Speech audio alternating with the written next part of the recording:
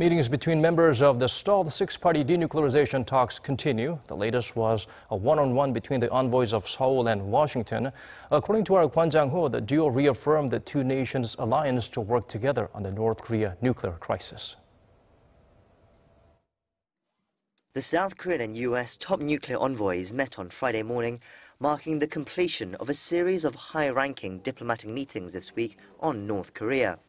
Before the two diplomats engaged in official talks, the U.S. representative Joseph Yoon extended his congratulations to his South Korean counterpart, Do-hoon, as this was the first time the two sat down for a one-on-one since Lee was appointed Seoul's special representative for Korean Peninsula peace and security affairs 1 month ago.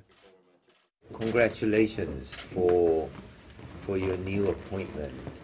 This is not, of course, the easiest time to do this job, but you know that's what we are faced with.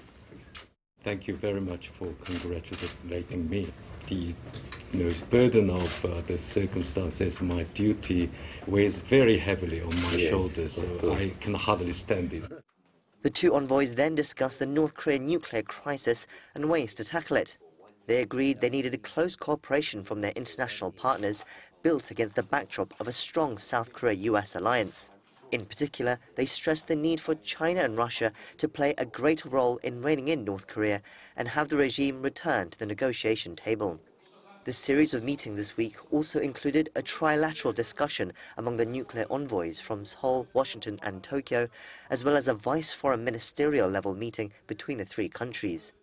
Besides discussing feasible solutions to peacefully denuclearize Pyongyang, the series of meetings also preceded U.S. President Donald Trump's upcoming trip to Asia next month.